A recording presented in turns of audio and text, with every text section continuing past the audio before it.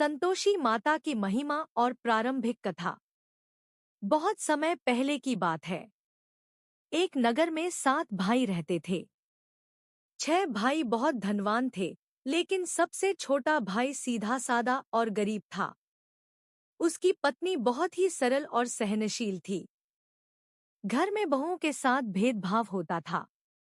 6 बहुओं को अच्छे पकवान मिलते, सुंदर वस्त्र मिलते, लेकिन सबसे छोटी बहू को बासी खाना और ताने मिलते। उसका पति रोजी रोटी के लिए परदेश चला गया। जाते समय उसने पत्नी से कहा, मैं जल्दी लौटूंगा, तुम चिंता मत करना।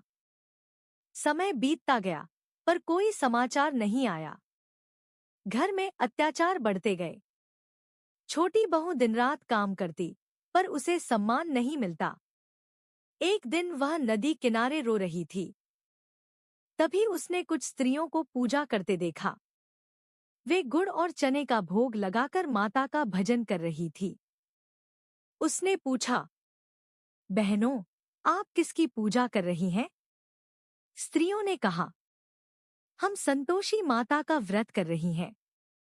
जो सच्चे मन से 16 शुक्रवार व्रत करता है, उसकी हर इच्छा पूरी होती है। बस खट्टा नहीं खाना चाहिए। छोटी बहू ने उसी दिन से व्रत शुरू किया। उसके पास कुछ नहीं था, फिर भी उसने थोड़ा सा गुड़ और चना जुटाया। सच्चे मन से माता का ध्यान किया। धीरे धीरे चमत्कार होने लगे। परदेश में उसका पति सफल होने लगा। उसे धन और सम्मान मिलने लगा। एक रात पति ने स्वप्न में माता के दर्शन किए। माता ने कहा, अपनी पत्नी को कष्ट में छोड़ दिया है, अब घर लौट जाओ। पति तुरंत घर की ओर चल पड़ा। इधर छोटी बहू का विश्वास और मजबूत होता गया।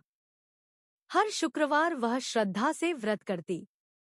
घर में हल्का सा सुख दिखाई देने लगा। पहला पाठ यहीं समाप्त होता है। विश्वास का बीज बोया जा चुका था और माता की कृपा शुरू हो चुकी थी। कुछ ही दिनों में पति घर लौट आया।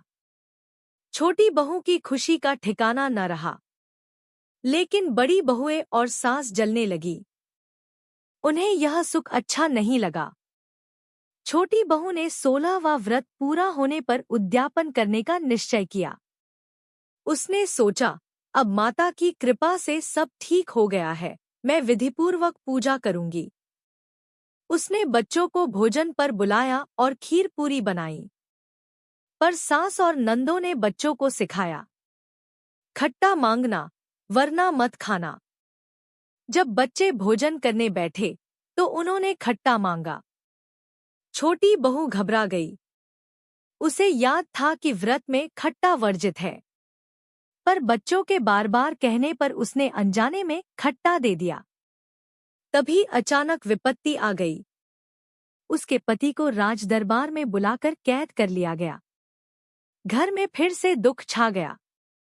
छोटी बहू रोती हुई मंदिर पहुंची और बोली, माँ, मुझसे भूल हो गई, मुझे क्षमा करें। तभी माता संतोषी प्रकट हुई। उनका स्वर मधुर था, बेटी, व्रत में नियम और संतोष सबसे बड़े हैं। परीक्षा हर भक्त की होती है। छोटी बहू ने फिर से श्रद्धा और नियम से व्रत शुरू किया। इस बार उसने पूरी सावधानी रखी। 16 शुक्रवार पूरे किए और विधिपूर्वक उद्यापन किया। माता प्रसन्न हुई। पति को कैद से मुक्ति मिली। घर में धन, सुख और शांति आ गई। सास और नंदों का हृदय बदल गया। सबने छोटी बहू से क्षमा मांगी। समापन संदेश। संतोषी माता सिखाती हैं कि जीवन में संतोष, धैर्य और नियम का पालन करने से हर संकट दूर हो सकता है। सच्चे मन से की गई प्रार्थना कभी व्यर्थ नहीं जाती।